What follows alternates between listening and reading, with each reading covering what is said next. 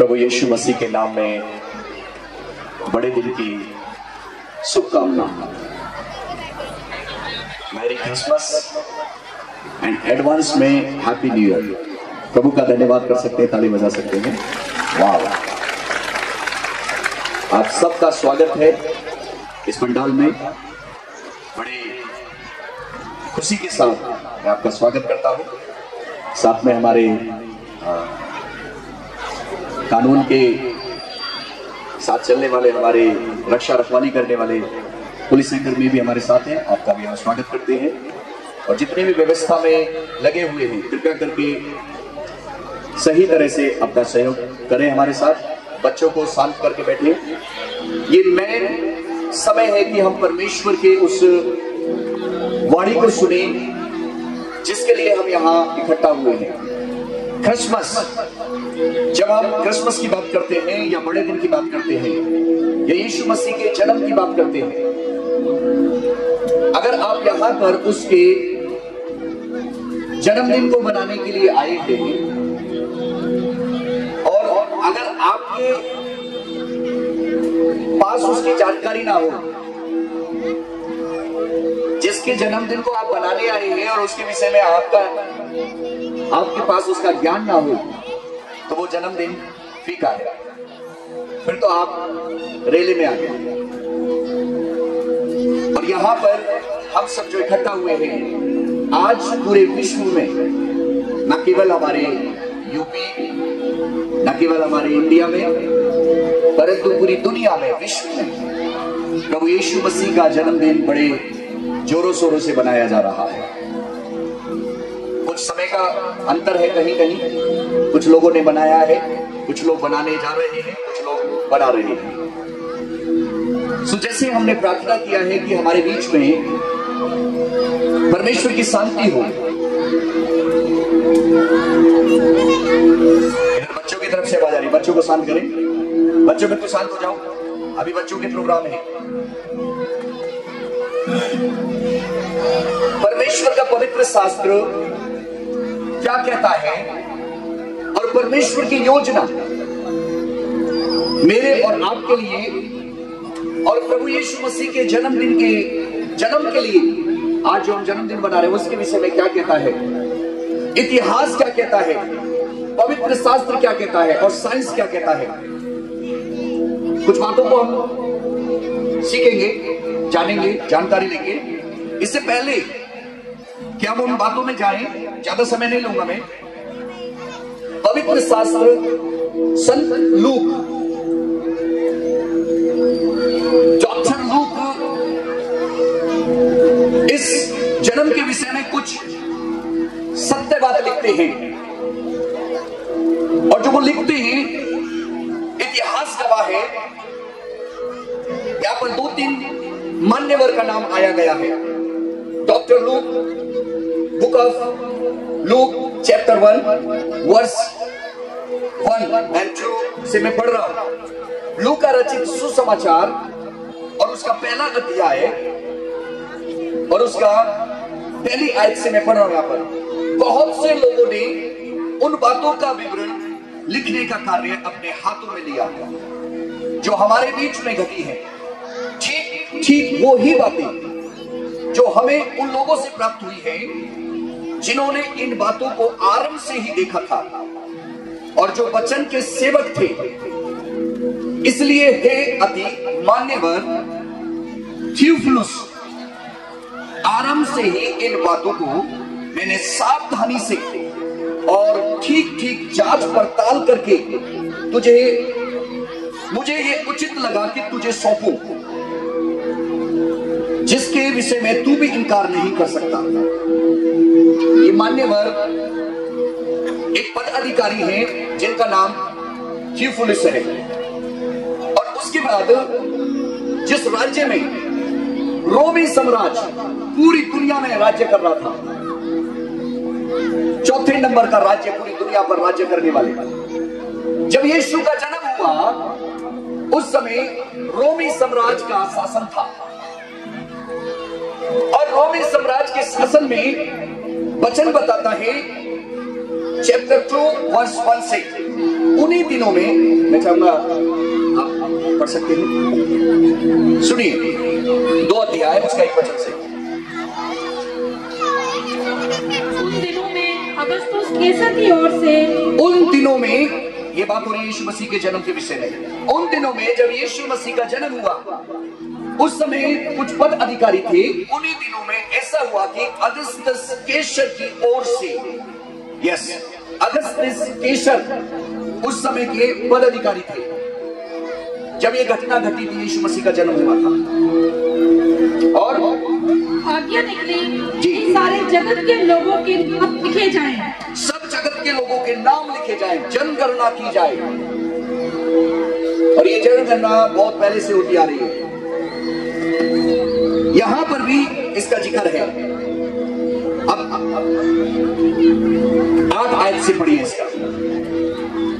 और उस देश में कितने गडरिये थे जो रात को मैदान में रहकर अपने झुंड का पहरा देते थे।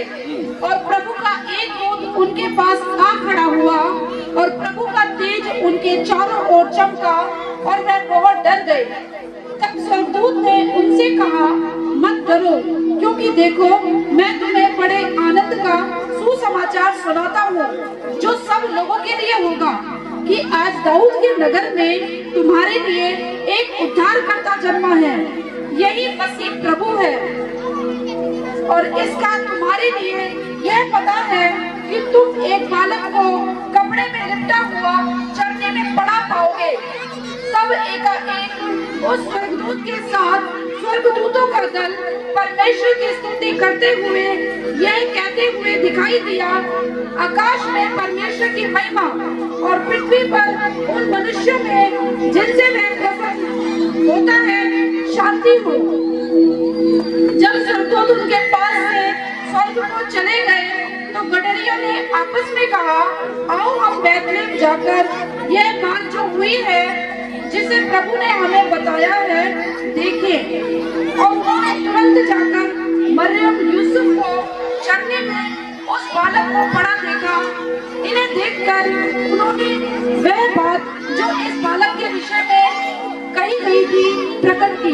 बस ये यीशु मसीह के जन्म का स्टोरी का एक भाग है। आइए हम प्रार्थना करेंगे कि हम इस भाग को समझ पाए। थोड़ी देर के लिए अपनी आंखों को बंद करें। पिता परमेश्वर, हमारी प्रार्थना है कि हम आपकी स्वर्गीय वाणी को सुन सकें। और यहाँ पर प्रभु हम आपकी उपस्थिति को चाहते हैं। आप पवित्र हैं और आप पवित्रता से प्रसन्न होते हैं प्रभु। हम सब कुछ आपके अधीनता में करते हुए प्रार्थना यीशु के नाम से मांगते हैं, आमीन। जब यीशु मसीह का जन्म हुआ तो एक बहुत हलचल हुई। और ये केवल एक परिवार के लिए नहीं, पूरी दुनिया के लिए, पूरी दुनिया के लिए। यहाँ पर इस तरह से परमेश्वर का वचन कहता है, उस प्रदेश में कुछ चरवाहे थे जो रात के समय मैदान में रहकर अपने झुंड की रखवाली कर रहे थे। और अचानक परमेश्वर का एक दूत उनके सामने आ खड़ा हुआ। प्रभु का तेज उनके चारों ओर चमका और वे अत्यंत डर गए। अब देखिए, कुछ चरवाहे थे जो एक मैदान में अपनी भेड़ों को चरा रहे थे। और वहां पर स्वर्गदूत परमेश्वर की तरफ से आए और परमेश्वर के संदेश को लेकर उन चरवाहों से बातचीत किया। और वचन बताता है कि जब प्रभु के दूत ने उनसे बातचीत किया, 10 आयत में लिखा है, तब स्वर्गदूत ने उनसे कहा, डरो मत, देखो मैं तुम्हें बड़े आनंद का समाचार सुनाता हूं जो सब लोगों के लिए होगा। हालेलुया। ये परमेश्वर का संदेश स्वर्गदूत के द्वारा मनुष्य के पास आया। डरो मत, देखो मैं तुम्हें बड़े आनंद का सुसमाचार सुनाता हूं जो सब लोगों के लिए होगा। ताली बजाकर परमेश्वर का धन्यवाद कर सकते हैं। सब लोगों के लिए होगा, उसमें इंक्लूड माई सेल्फ, मैं भी उसमें हूं और आप सब जितने भी आप प्रभु की वाणी को सुन रहे हैं। आज इस संसार में नाना प्रकार का एक मनुष्य के जीवन में डर है। अलग अलग तरह से कई बार वो अपने फ्यूचर में, अपने परिवार में, अपनी जिंदगी में वो डरा और सहमा है। आज कितने परिवारों के बच्चे कंट्रोल में नहीं है। जब वो 12-14 साल के होने लगते हैं तो अलग अलग तरह की सोसाइटी में, जो कि ठीक नहीं है, माता पिता नहीं चाहते कि मेरा बच्चा ऐसी सोसाइटी में चला जाए, लेकिन फिर भी गलत उसमें चला जाता है। तो बच्चों के कारण एक माता पिता अंदर से खेदित होते, डरने लगते, मेरे बच्चे का फ्यूचर क्या होगा। कई बार पति और पत्नी का रिश्ता ठीक नहीं रह पाता। कितने जगह मैं गया हूं और कितने लोग काउंसलिंग के लिए मेरे पास आते हैं, और मैंने देखा है कि आज अधिकतर, प्रभु का धन्यवाद, जो अच्छे जुड़े हैं कपल से, पति पत्नी का सही संबंध है, लेकिन मैंने कितनी बार ऐसा देखा है कि पति पत्नी का संबंध ठीक नहीं है। उसके कारण से बच्चे परेशान हैं, उनके जीवन में माता पिता के प्रति डर है। मैं ज्यादा लंबा ना करते हुए मैं बताना चाहता हूं, यहां पर चरवाहों के जीवन में जब स्वर्गदूत को देखा वो डर गए। आज कितनी प्रकार का डर अगर आपके पास है तो प्रभु का संदेश कहता है, परमेश्वर का पवित्र शास्त्र कहता है, डरो मत, देखो मैं तुम्हें बड़े आनंद का समाचार सुनाता हूं जो सब लोगों के लिए होगा। आज तुम्हारे नगर में एक उद्धार करता जन्मा है, यही मसीह प्रभु है। हालेलुया। मैं तुम्हें एक आनंद का सुसमाचार सुनाता हूं जो सब लोगों के लिए होगा। कि आज आपके नगर में एक उद्धार करता जन्मा है, वो है मसीह यीशु, मसीह प्रभु। देखिए सेंटेंस को जब मैं पढ़ रहा हूं, इस चीज को पवित्र आत्मा ने एकदम मेरे मन में डाला। मेरे चीजों सुनिए बड़े गौर से, थोड़ी देर के लिए अपने ध्यान को, मैंने आज से 11वां दिन है, आज 10 दिन हो गए, आज 11वां दिन है, मैंने एक बड़ी उपस्थिति को, परमेश्वर की उपस्थिति को यहां पर देखा। और आज अगर आपके जीवन में कोई डर है या कोई समस्या है या कोई ऐसा डर है जो कि आपकी ताकत से, आपकी दौलत से, आपकी बुद्धि ज्ञान से आप उससे छुटकारा नहीं पा रहे, आप उससे बाहर नहीं निकल रहे, आप अपनी ताकत लगा दिया है, मैंने महसूस किया, प्रभु ने मेरे मन में डाला कि तू बोल, आनंद का समाचार उसके लिए हो जाएगा और वो डर से स्वतंत्र होकर अपने जीवन में एक खुशी का जीवन जिएगा जिसके लिए मैंने इस पृथ्वी पर उसे रचा है। हालेलुया। परमेश्वर का वचन यहाँ पर आया स्वर्गदूत के द्वारा चरवाहों के पास, डरो मत, देखो मैं तुम्हें बड़े आनंद का समाचार सुनाता हूं जो सब लोगों के लिए होगा, क्योंकि आज तुम्हारे नगर में एक उद्धार करता। ये सब यहाँ पर अभी मसीह का नाम नहीं आया है, यहाँ पर अभी प्रभु का नाम नहीं आया है। मेरे जीजो सुनिए गौर से, यहाँ पर यीशु का नाम नहीं आया है, यहाँ पर अभी प्रभु का नाम नहीं आया है, यहाँ पर मसीह का नाम नहीं आया है, लेकिन वचन कहता है एक उद्धार करता। इंग्लिश में बोलते हैं saviour, to save the people. जो उद्धार करता है वो लोगों का उद्धार करने आया। मसीह और प्रभु और यीशु ये सब बाद में जुड़े, इनका बहुत गहरा इब्रानी और हिब्रू में, बहुत इंग्लिश में इनका बहुत गहरा अर्थ है, मतलब है। और एक बात और मैं बताना चाहता हूं, आप किसी धर्म की, किसी जाति, किसी और चीज के दृष्टिकोण से इस चीज को ना देखें। आप परमेश्वर और मनुष्य के रिलेशन को समझने की कोशिश करना है। परमेश्वर आपके साथ वो पवित्र संबंध बनाना चाहता है जिसके लिए मुझे और आपको इस पृथ्वी पर सिरजा है और भेजा है, और कुछ समय के लिए, और फिर हमें वापस जाना है। इसलिए सर्वशक्तिमान परमेश्वर चाहता है कि आप खुशी का जीवन जियो, आप आनंद का जीवन जियो, आप संपन्नता का जीवन जियो, आप खुशी का अपने परिवार में जीवन जियो, डर का जीवन नहीं, निराशा का जीवन नहीं, कष्ट का जीवन नहीं, निर्धनता का जीवन नहीं, गुलामी का जीवन नहीं। God wants you have eternal life। परमेश्वर चाहते हैं कि आप सनातन जीवन की आशीषों को पा सको। और यहाँ पर वो संदेश जो है, परमेश्वर का वचन कहता है ये संदेश सबके लिए है कि आज तुम्हारे नगर में उद्धारकर्ता जन्मा है। उद्धार का मतलब है हर एक किसी को छुटकारा चाहिए। अब देखिए, मानवीय स्वभाव से, मेरे अजीजों सुनिए, बड़े गौर से सुनिए, मानवीय स्वभाव से, जब मैं इसकी गहराई को नहीं समझा था, मानवीय स्वभाव से आप भी मैं भी कितनी बार सोचते हैं कि उद्धार जो है, अच्छा पैसा हो जाए, एजुकेशन अच्छी हो जाए, घर बन जाए, गाड़ी हो जाए, मेरे बच्चे पढ़ लिख जाए, मेरे घर में खुशी, मेरे घर में नौकरी मिल जाए, मेरे घर में ऐसा हो जाए, ये उद्धार, ऐसा मानवीय सोच से सोचा जाता है। हाँ, इसमें कोई गलती नहीं है, सोचते हैं, मैंने भी सोचा इस चीज से उद्धार हो जाए, लेकिन ये फैक्ट नहीं है। उद्धार का मतलब ये नहीं है। उद्धार का मतलब मालूम है क्या है?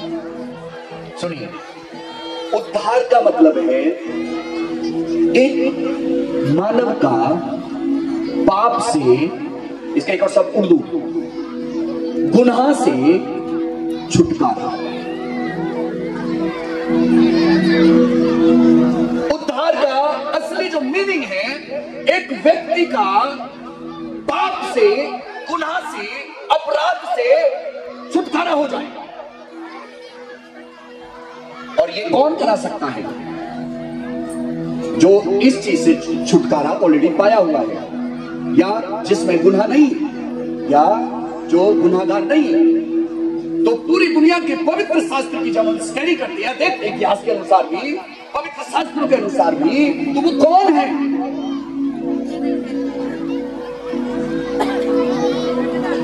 जिसने कभी पाप नहीं किया हो, वो तो केवल एक ही है, और वो है परमेश्वर।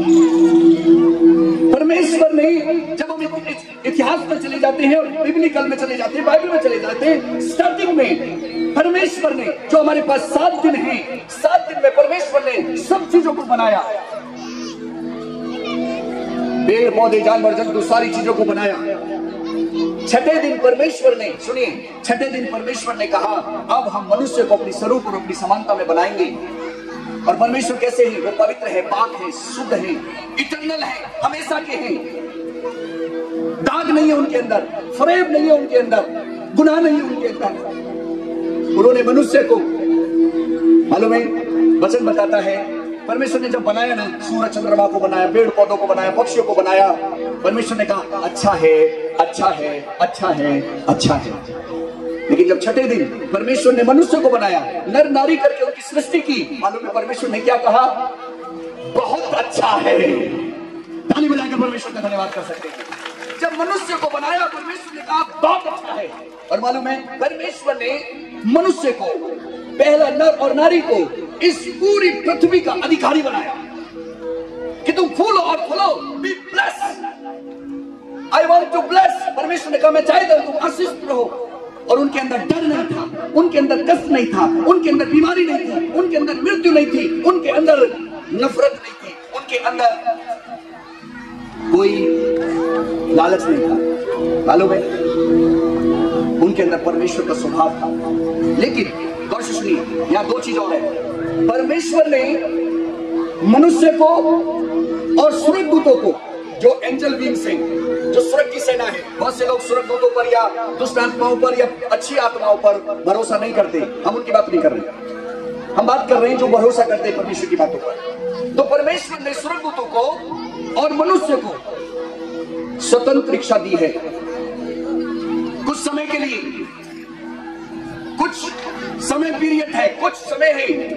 परमेश्वर ने एक मनुष्य को और एक स्वर्गदूत को स्वतंत्र इच्छा दी है। मतलब हम सोच सकते हैं, कर सकते हैं, अपनी मनमानी चला सकते हैं, इस पर किसी की पाबंदी नहीं है। परमेश्वर ने पाबंदी नहीं लगाई तो हमारे ऊपर किसी की पाबंदी नहीं है, मेरे ऊपर किसी की पाबंदी नहीं है, आपके ऊपर किसी की पाबंदी नहीं है। आप अच्छा सोच सकते हैं, आप बुरा सोच सकते हैं, आप अच्छा कर सकते हैं, आप बुरा भी कर सकते हैं। लेकिन कुछ कानून ऐसे हैं, अगर हम बुरा करेंगे तो हमें सजा मिलेगी, अगर हम कुछ गुनाह करेंगे तो हमें सजा मिलेगी। हमारे देश का, अलग अलग देशों का अलग अलग कानून है, उसके प्रति वो एक बड़ी स्टोरी है, मैं उसमें नहीं जाना चाहता। लेकिन कुछ ऐसे गुनाह है, कुछ ऐसा अपराध है जो कानून भी नहीं जानता।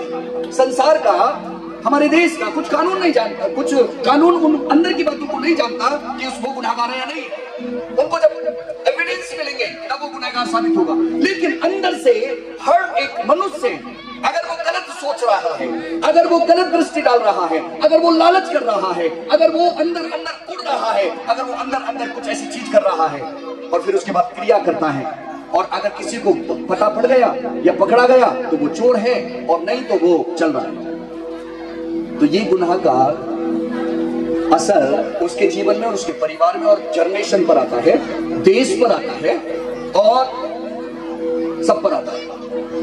इसकी सजा एक मनुष्य के ऊपर बनी रहती है। और ये कहां से हुआ? स्वर्गदूत ने एक ऐसी स्वतंत्र इच्छा का गलत इस्तेमाल किया, जो वचन बताता वो ही शैतान बना। परमेश्वर ने शैतान को नहीं बनाया था, परमेश्वर ने नरक को नहीं बनाया था, परमेश्वर ने कोई गलत होने के लिए नहीं किया था, लेकिन स्वतंत्रता का एक संदेश, ये स्वतंत्रता अंदर से फ्रीडम मनुष्य को स्वर्गदूत को दी थी, और वो स्वर्गदूत ही शैतान बना। और शैतान ने नर और नारी पहले मनुष्य को, जिनका नाम बाइबल में लिखा है आदम और हव्वा, को आकर बहकाया परमेश्वर की बगावत करने के लिए। और उनके बीच में जब उन्होंने परमेश्वर की मर्जी को नकार दिया, परमेश्वर की इच्छा को, आज्ञा को नकार दिया, तब उनके जीवन में अनाज्ञाकारिता के कारण डिसओबे हो गए, जब उनके जीवन में खाई आ गई, पाप आ गया, और उसके कारण से परमेश्वर का रिश्ता उनके जीवन से दूर हो गया। वो पाप, वो गुनाह, वो अपराध मनुष्य करता चला गया, बढ़ता चला गया और परमेश्वर से दूर हो गया, और वो सृष्टिकर्ता को भूल गया, और उसके जीवन में बीमारी, कष्ट, निराशा और बहुत सी चीज आ गई। लेकिन परमेश्वर ने यहीं पर नहीं छोड़ा ऐसा। परमेश्वर प्यार करता है। प्रभु ने एक रास्ता अपनाया। परमेश्वर ने कहा मैं इस मानव को बचाऊंगा, और स्वयं परमेश्वर आज से 2025 वर्ष 24 वर्ष पूर्व, 2024 चल रहा है ना, इतिहास में एक बड़ी घटना घटी। रोमी साम्राज्य के समय में जो योजना पुराने नियम से लेकर जब से पृथ्वी की नींव डाली थी, उसके बाद फिर परमेश्वर ने स्वयं भविष्यवाणी की थी उस गुनाह को हटाने के लिए, गुनहगार को नहीं, उस गुनाह को खत्म करने के लिए प्रभु परमेश्वर ने एक योजना बनाई, और वो योजना प्रभु यीशु मसीह के जीवन में आई। और सुनिए, वो प्रभु यीशु मसीह ने परमेश्वर ने उद्धारकर्ता के एक मनुष्य का रूप धारण किया, मनुष्य के बीच में आने के लिए, ताकि एक मिलन हो सके। और वचन बताता है परमेश्वर ने जगत से ऐसा प्रेम किया कि उसने अपने इकलौता पुत्र दे दिया, ताकि जो कोई इस पर विश्वास करे वो नाश ना हो परंतु अनंत जीवन पाए। ताकि जो कोई इस पर विश्वास करे वो नाश ना हो परंतु अनंत जीवन पाए। और परमेश्वर का वचन कहता है ये विश्वास के ऊपर और आशा के ऊपर डिपेंड करता है। अगर जो विश्वास करता है कि हाँ परमेश्वर है, तो वो उसे प्रतिफल देता है, और जो कोई नकारता है कि परमेश्वर नहीं है, तो वो उसे प्रतिफल मिलेगा। तो यहाँ पर उस उद्धार अर्थात पापों से छुटकारा देने के लिए प्रभु यीशु मसीह इस संसार में आए, उद्धार, और आगे लिखा है ये ही प्रभु मसीह है। मसीह का मतलब है गिरते हुए को उठाना। मसीह का मतलब है गिरते हुए को उठाना। आज देखिए बहुत सी जगह हम मसीहा की बात सुनते हैं, भाई किसी ने किसी की मदद कर दिया तो वो उसके लिए मसीहा बन गया, बिल्कुल। लेकिन एक व्यक्ति वो पाप में गिरा हुआ है, उसे कौन उठाएगा? जो निष्पाप है। और बाइबल बताती है पूरी दुनिया में कोई ऐसा व्यक्ति नहीं है जिसने पाप नहीं किया। तो यीशु मसीह की स्टोरी को जब आप पढ़ेंगे, यीशु मसीह ने ये करके दिखाया, ये जी के दिखाया। उसने किसी को पूछा नहीं, उसने अपने पास किसी से अपशब्द नहीं कहे। प्रभु यीशु मसीह ने भी क्रूस पे जाते जाते अपने प्राण को त्यागते त्यागते भी कहा पिता परमेश्वर इन्हें माफ कर देना। ये नहीं जानते कि क्या कर रहे हैं। ये क्यों हुआ ऐसा? क्योंकि पापों का बोझ प्रभु यीशु मसीह ने पूरी दुनिया के आदम जात के पापों को अपने ऊपर लिया। जो गुनाहगार था व्यक्ति, उस गुनाह को अपने ऊपर लिया और वो गुनाह बन गए। वो पापी नहीं थे लेकिन पाप बन गए, और पाप को अपने ऊपर लेकर वो क्रूस पर कुर्बान हो गए। और वचन बताता है, इतिहास में या पवित्र शास्त्रों में पढ़ते, बिना लहू बहाए, बिना बलिदान चढ़ाए माफी नहीं है। अब ऐसा बलिदान जो पवित्र हो, ऐसा बलिदान जो सही हो वो परमेश्वर के सिवा और किसी के पास नहीं है, मनुष्य के पास नहीं है, क्योंकि मनुष्य गुनहगार है। लेकिन जब हम नम्रता दीनता के साथ प्रभु के साथ आते हैं और उसके पद चिन्हों को समझने की कोशिश करते हैं कि प्रभु आपने मानव को मुझे क्यों भेजा इस संसार में, तब मसीहा उसके जीवन में प्रभु के रूप में आता है और फिर वो अंदर से काम करता है। हालेलुया। फिर वो काम करता है, फिर ये मनुष्य की शक्ति और फिर परमेश्वर की शक्ति से फिर दोबारा वो मिलन होता है पहले इंसान का जिसमें गुनाह नहीं था। फिर वो कोशिश करता है। और आज कितनी गवाही ऐसी है यहाँ पर, जो यहाँ पर आने के बाद या परमेश्वर में आने के बाद या सच्चाई को और गहराई से जानने के बाद जिन्होंने अपने जीवन को सच्चाई के साथ दिया, उन्होंने उन गलत बातों को छोड़ने का निर्णय लिया। मैं आप नहीं देखना चाह रहा, लेकिन कितने लोगों ने, देखिए गलत क्या क्या है, सिंपल बात है। आपको मालूम है गाली बकना अच्छी बात है या गलत है? गलत है। नशा करना गलत है, व्यभिचार करना गलत है, लालच करना, ये लिस्ट है, 52 लिस्ट है मेरे पास, 52 पर। लेकिन उनमें से कोई ना कोई व्यक्ति, कोई एक करता है, कोई 4 करता है, कोई बहुत कुछ करता है। इस गलती और गुनाह को कंट्रोल करने के लिए पवित्र परमेश्वर ने अपनी सामर्थ को मनुष्य के अंदर डाला। और यहां पर परमेश्वर का वचन कहता है, आज तुम्हारे नगर में उद्धारकर्ता जन्मा है, वो ही यीशु प्रभु है, मसीह है। अगर आज वो जन्म आपके मन में आए, आपके मन में हो, आप उसे अपने मन में लें, तो ये जन्मदिन आपके लिए उद्धार का कारण बन जाएगा। ये जन्मदिन आपके लिए एक उद्धार का कारण बन जाएगा। प्रभु के लिए ताली बजाकर धन्यवाद दे सकते हैं। आज तुम्हारे नगर में, अब मालूम है प्रभु क्या कहते हैं, देख मैं तेरे दिल के दरवाजे पर खड़ा हुआ खटखटा रहा हूं। यदि तू अपने दिल के दरवाजे को खोलेगा तो मैं अंदर आऊंगा, जबरदस्ती नहीं, और तेरे साथ बातचीत करूंगा आत्मिक, और तू उस उद्धार को, पाप से छुटकारे को, सच्चे आनंद को पाएगा।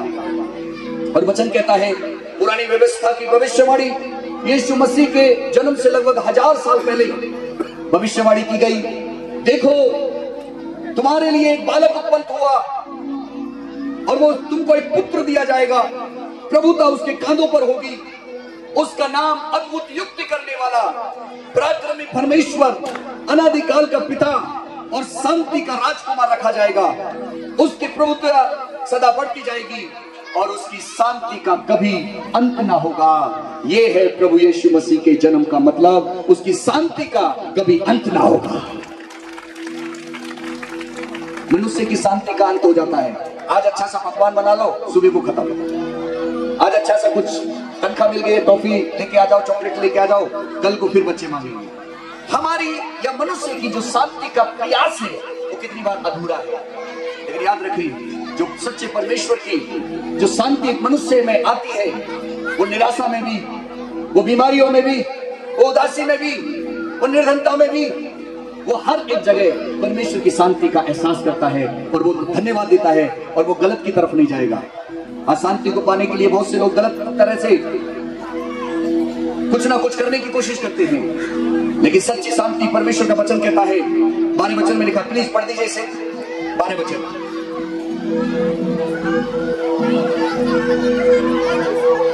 और इसका तुम्हारे लिए एक चिन्ह होगा कि तुम एक बालक को कपड़े में लिपटा हुआ चरनी में लेटा हुआ देखोगे।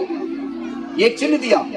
आज परमेश्वर एक चिन्ह देना चाहता है आपको कि एक बालक जो जन्म आपके जीवन में लेगा, वो आपके फ्यूचर में, आपके भविष्य में कुछ ना कुछ नया करना चाहता है।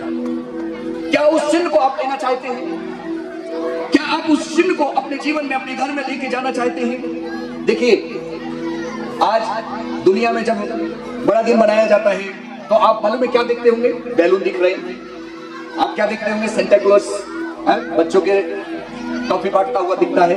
वो एक संत थे, संत सेंटा क्लॉज एक संत थे जो प्रभु की आराधना करते थे। वो यीशु नहीं थे, कोई उसकी पूजा ना करे, वो उनकी पूजा करने वाले थे, ना कि इंसान अधूरा हो जाता है। तो परमेश्वर ने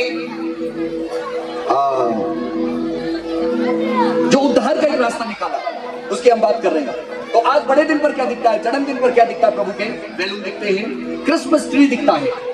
अभी लगा रखा है हमने क्रिसमस ट्री, और गिफ्ट एक दूसरे को बांटे जाते हैं, उपहार दिए जाते हैं, शांति की प्रार्थना की जाती है।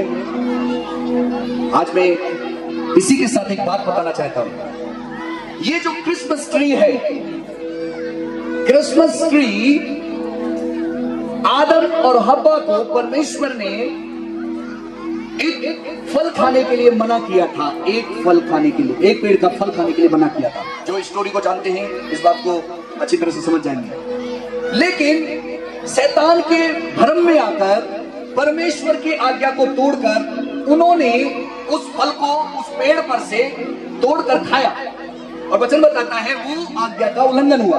परमेश्वर की आज्ञा तोड़ दी जिसके लिए परमेश्वर ने मना किया था। अब वो लंबी सदी के बाद वो क्रिसमस ट्री, सुनिए, वो पेड़ पर से निकला हुआ एक पसीला, पेड़ में से निकला हुआ एक सिंबल ऑफ क्रॉस, क्रॉस जो क्रिसमस ट्री की तरफ एक सिंबल करता है। आदम के फल खाने से मृत्यु आई, अशांति आई, पाप आया, लेकिन यीशु मसीह के क्रूस पर जाने से जीवन और शांति आई। ये परमेश्वर का वचन कहता है। रोमी साम्राज्य में क्रूस जो था एक भयानक साइन था, एक दर्दनाक मौत दी जाती थी क्रूस पर। जैसे हमारे इंडिया में फांसी का फंदा देखकर अच्छा नहीं लगेगा, फांसी का फंदे को आप घर में नहीं लटकाएंगे, वैसे ही रोमी साम्राज्य में यीशु मसीह के जन्म होने से पहले तक, यीशु मसीह के समय तक ये क्रूस का चिन्ह खतरनाक था, दर्दनाक था। लोग डरते थे इस चिन्ह को घर में रखने की, तो भूल ही जाओ। लोग थरथराते थे, इतनी खतरनाक मौत मिलती थी। लेकिन आदम जात के पाप का उद्धार कराने के लिए, पूरी मानव जाति के पाप का, गुनाह का उद्धार कराने के लिए मसीहा इस जगत में आए, और वो प्रभु बने जिसका नाम यीशु रखा गया। इसका मतलब है Jesus Christ is from God, परमेश्वर की तरफ से यीशु मसीह संसार में आए, और उन्होंने पाप में गिरे हुए मानव को अपना हाथ देकर, न केवल हाथ, अपनी जिंदगी देकर उसे पाप के गुनाह से, दलदल से बाहर निकाला, और उस गुनाह को अपने ऊपर लेकर क्रूस पर कुर्बान हो गए। और वचन बताता है जब यीशु मसीह मारे जा रहे थे, बहुत से लोग नहीं समझ पा रहे थे, बहुत से लोग हंस रहे थे, सर हिला रहे थे। चमत्कार किए यीशु मसीह ने, अद्भुत काम किए यीशु मसीह ने, कोढ़ियों को छुआ और चंगाई दी, पापी लोगों को क्षमा किया, अंधों को आंखें दी, जो बोल नहीं पाते थे उन्हें बोलने की सामर्थ दी, जो सुन नहीं पाते थे सुनने की सामर्थ दी। यहाँ तक कि बाइबल बताती है कि मृत्यु में पड़े हुए लोगों को भी यीशु मसीह ने जीवन दान दिया। 4 दिन का व्यक्ति मरा हुआ है, उसको भी परमेश्वर अपनी सामर्थ से यीशु मसीह ने नाम लेकर बुलाया, बाहर निकला, वो बाहर निकल कर आ गया। 12 साल की लड़की मरी हुई थी, लोग रो रहे थे। याईर एक अधिकारी था, 100 लोगों के ऊपर कप्तान था, उसकी बेटी मर गई थी, और वचन बताता है उसने विश्वास किया, याचना मांग, परमेश्वर से प्रार्थना, यीशु मसीह से प्रार्थना की कि मेरी बेटी पर चलकर हाथ रख ले तो वो बच जाएगी। मैंने तेरे विषय में ऐसा ऐसा सुना है। प्रभु यीशु मसीह ने उसके विश्वास को देखा कि इसके अंदर विश्वास आ गया, मैं इसके घर चलता हूँ। और वहां से प्रभु यीशु मसीह जब जा रहे थे तो बीच में एक स्त्री आ गई जिसको 12 वर्ष से लहू बहने का रोग था। वचन बताता है कि वो भी स्त्री विश्वास करती थी कि यीशु अद्भुत काम करते हैं, चंगाई देते हैं, और उसका रोग, वचन बताता है कि उसका रोग घटने की वजह बढ़ गया था। उसने अपना पैसा, ब्याज पर भी पैसा ले लिया, वैद्यों पर, डॉक्टरों के पास चली गई, कुछ भी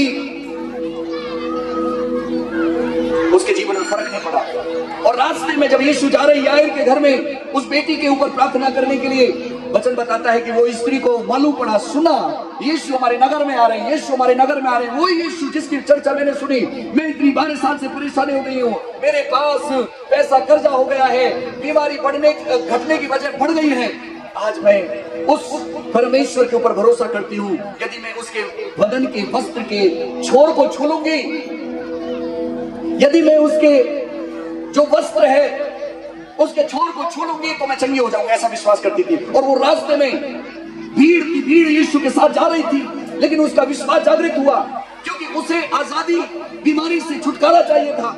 उसका विश्वास ने उस भीड़ में से उसे जाने के लिए हिम्मत दी, ताकत दी, और उसने उस विश्वास के साथ यीशु मसीह के वस्त्र के छोर को छू लिया।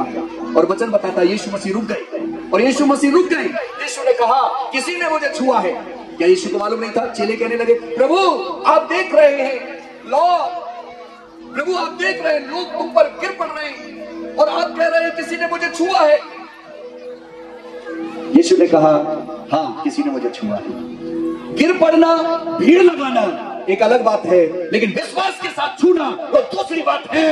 आप यहाँ पर अगर भीड़ में आए हैं वो एक अलग बात है, आपका स्वागत है, लेकिन यदि आप यीशु को छूना चाहते हैं वो दूसरी बात है। और उस स्त्री ने छुपते छापते, क्योंकि उस समय ऐसा था कि स्त्री का पुरुषों के बीच में आना वर्जित था। सुनिए, और वो डरती हुई, कांपती हुई वो यीशु के सामने आके खड़ी होगी, क्योंकि यीशु चाहते थे कि ये गवाही दे। बहुत से लोग चंगे हो जाते हैं, बहुत से लोग अलग तरह का आनंद पा लेते हैं, लेकिन लोगों के सामने आने से डरते हैं। ये मेरे जीवन में भी था। बहुत पहले मैं भी थोड़ा सा शर्म लगती थी, नहीं बताता था प्रभु के विषय में, लेकिन जब एक परमेश्वर ने बड़ी उज्जवल प्रकाशन मेरे ऊपर डाला तो प्रभु ने कहा सच्चाई का प्रचार कर, मत रुक, बोल। मेरे अजीजों, 1999 4 जनवरी से 1999 4 जनवरी से मेरा संबंध जब प्रभु से हुआ, तब से मैं प्रभु की आराधना में सच्चे मन से कोशिश किया।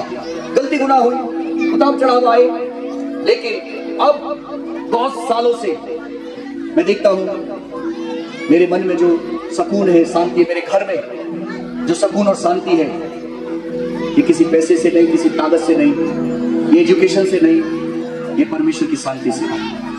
हालेलुया। ये विश्वास के साथ स्त्री ने जब छू लिया और इसे महसूस हुआ मैं चंगी हो गई हूं, और यीशु ने उससे बोला जा, तेरे विश्वास ने तुझे चंगा किया, अब पाप मत कर।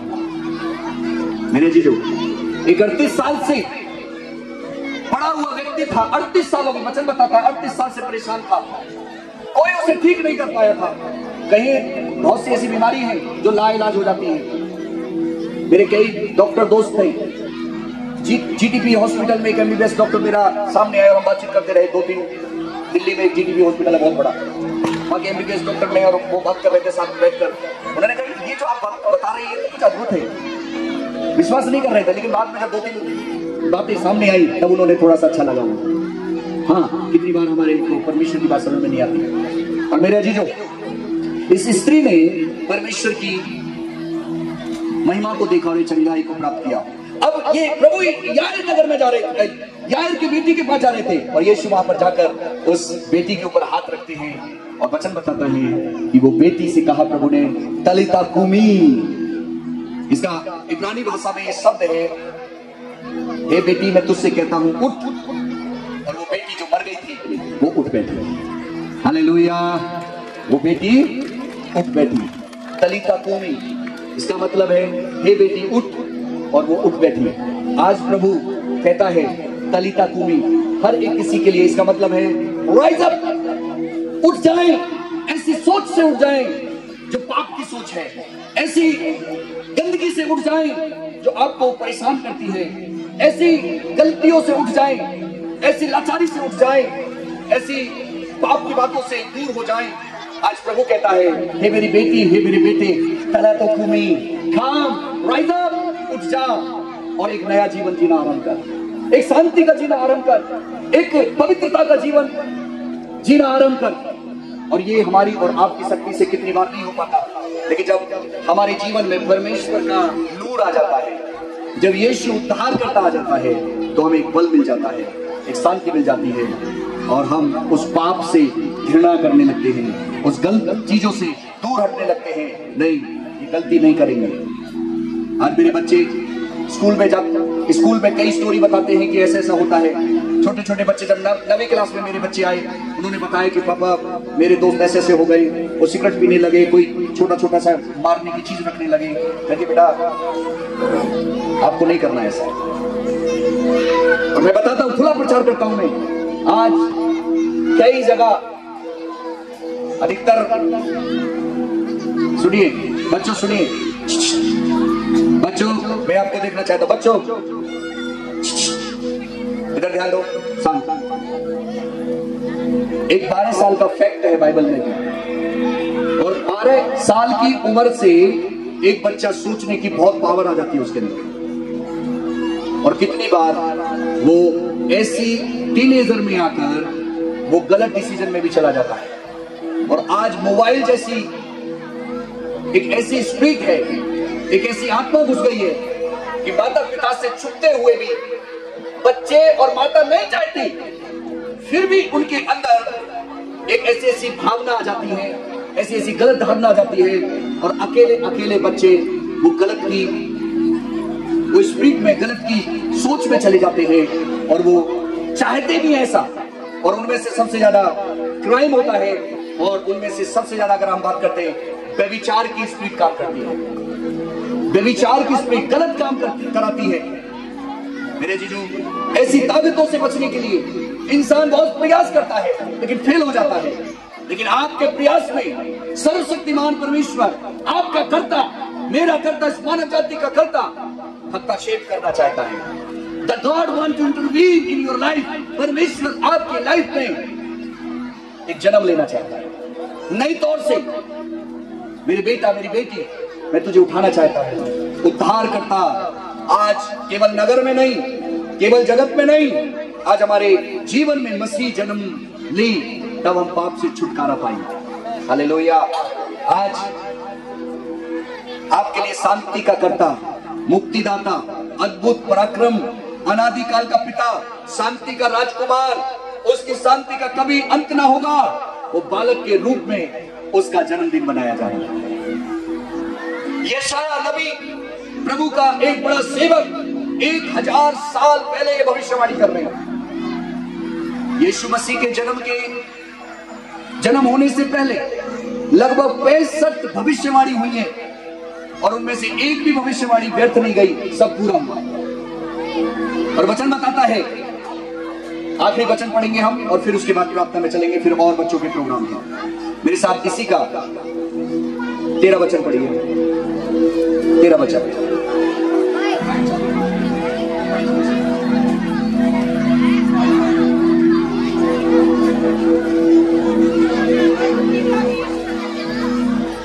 तब एकाएक उस स्वर्गदूत के साथ स्वर्गदूतों का दल परमेश्वर की स्तुति करते हुए दिखाई दिया। तब एक स्वर्गदूत उन स्वर्गदूतों के साथ, देखिए ये आत्मा की बातें हैं। और मैंने जैसे बताया, हम प्रार्थना कर रहे थे आज से 10 दिन पहले, मुझे फील हुआ यहाँ पर परमेश्वर की भारी उपस्थिति, स्वर्गदूतों की उपस्थिति। संदेश दे गए तो स्वर्गदूत और स्वर्गदूतों के साथ एक बड़ा स्वर्गदूतों का जन समूह यहाँ पे लिखा है। वो तब एकाएक परमेश्वर की स्तुति करते हुए दिखाई दिया, और वो कह रहे हैं, देखिए आकाश में परमेश्वर की महिमा हो और पृथ्वी पर मनुष्य में शांति हो, जिनसे परमेश्वर प्रसन्न है। हालेलुया। परमेश्वर की स्तुति हो। हालेलुया का मतलब है परमेश्वर की स्तुति हो। गौर से सुनिए फिर, आकाश में परमेश्वर की महिमा और पृथ्वी पर मनुष्य में शांति हो, जिससे परमेश्वर प्रसन्न है। आज मनुष्य के मन में, घर में, जीवन में सच्ची शांति क्यों नहीं है? क्योंकि परमेश्वर प्रसन्न नहीं है। The word of God says, परमेश्वर का वचन कहता है, परमेश्वर अपने मनुष्य में अपनी शांति देना चाहता है, लेकिन जब वो उससे प्रसन्न हो। आप गलत तो काम कर रहे हैं, इधर परमेश्वर की शांति कैसे होगी? आपके घर में कैसे शांति होगी? कई गवाही मेरे पास ऐसी हैं जिन्होंने अपने गुनाह को मेरे सामने माना। मैंने कहा भाई मेरे पैर मत छुओ, मेरे नहीं, परमेश्वर को देखो, मैंने पाप किया और उसका कष्ट मेरे घर में है, मुझे माफ कर दो। मेरे जीजो, परमेश्वर का वचन कहता है उसकी महिमा युगानुयुग की है, और जब तक पृथ्वी पर मनुष्य है परमेश्वर अपनी शांति देना चाहता है, लेकिन उनके लिए जिनसे वो प्रसन्न है, आपके जीवन में वो शांति देना चाहता है। अगर परमेश्वर आपसे प्रसन्न होगा, आज से ही आप एक अलग जीवन जिएंगे।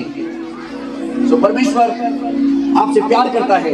यीशु मसीह संसार में इसलिए आए, एक मानव का उद्धार हो, आपसे छुटकारा पाए, शांति का जीवन पाए। हमारी ये प्रार्थना है, जितने भी आप यहाँ पर बैठे हैं, अगर पहली बार हमारे बीच में, पहली बार इस प्रोग्राम में, पहली बार या क्रिसमस में पहली बार कोई, कितने लोग आए हैं? मैं चाहूंगा अपना हाथ खड़ा कर दे। पहली बार, वाह, आपका स्वागत करते हैं।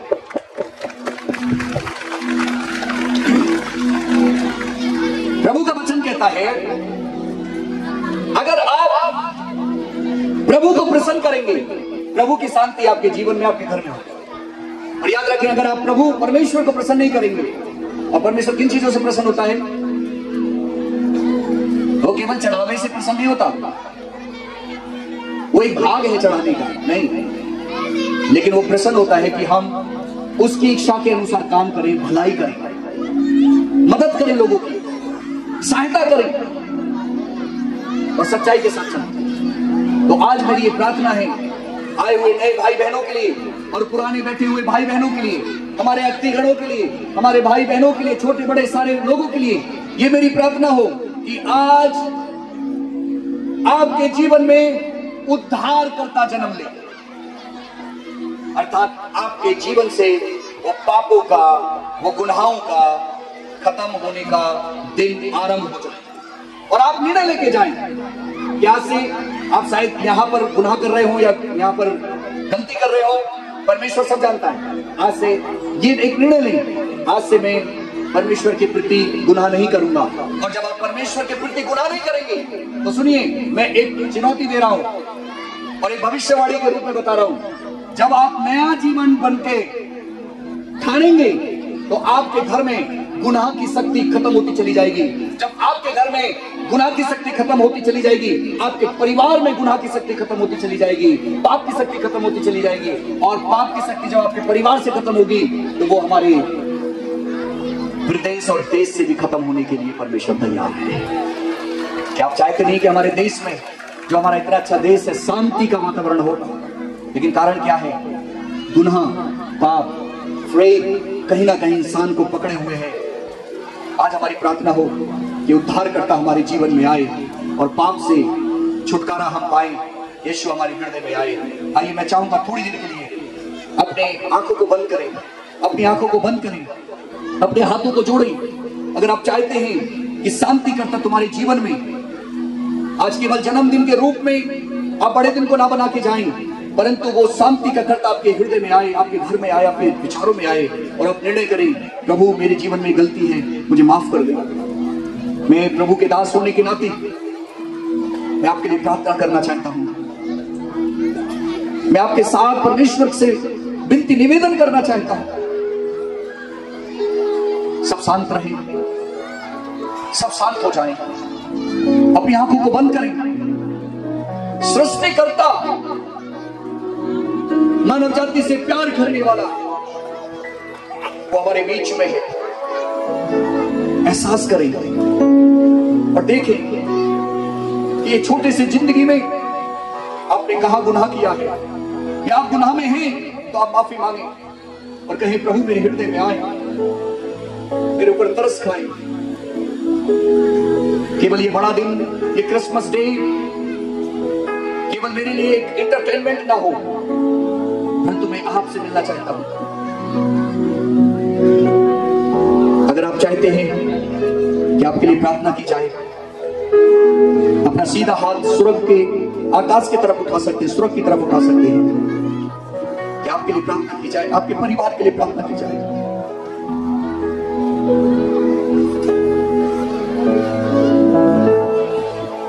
स्वर्ग के पिता, जितने भी हाथ उठे हैं,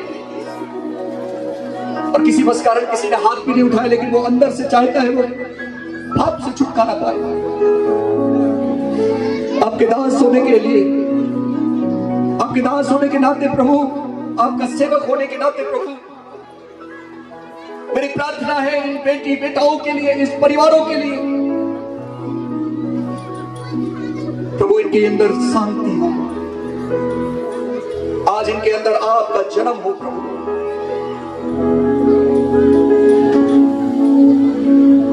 आशीष करें खुदावंद, आशीष करें प्रभु।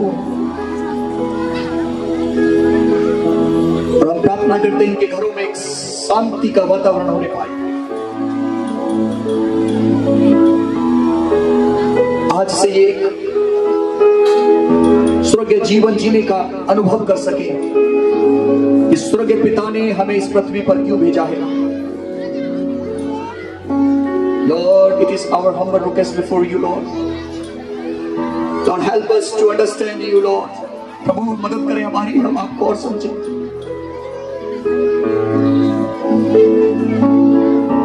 परिवारों के लिए हमारी प्रार्थना है, आए हुए तमाम आपके बेटा बेटियों के लिए, हर एक छोटे बड़ों के लिए हमारी प्रार्थना है। प्रभु तरस खाए, हमारे ऊपर आपकी कृपा दृष्टि बनी रहे, हमें माफ कर दे प्रभु, हमारी गलती गुनाहों को हमें हम माफी मांगते हैं प्रभु। और आगे के प्रभु कोई भी हम ऐसा गुनाह ना करें जो आपको प्रसन्न नहीं करता हो।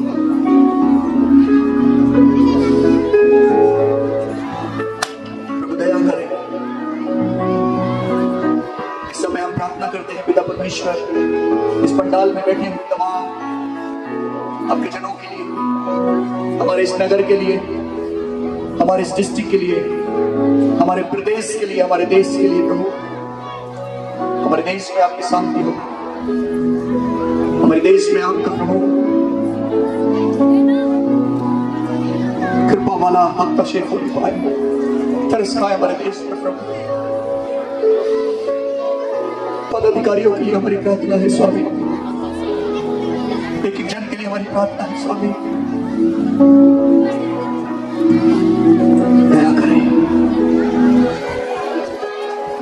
अगले समय में जब हम जाते हैं प्रभु, और थोड़ी देर प्रभु आपकी आशीष बनी रही तो शुक्रिया, सारा आदर और सारी महिमा आपको मिले, यीशु मसीह के नाम में आमीन। ताली बजाकर प्रभु का धन्यवाद कर सकते हैं।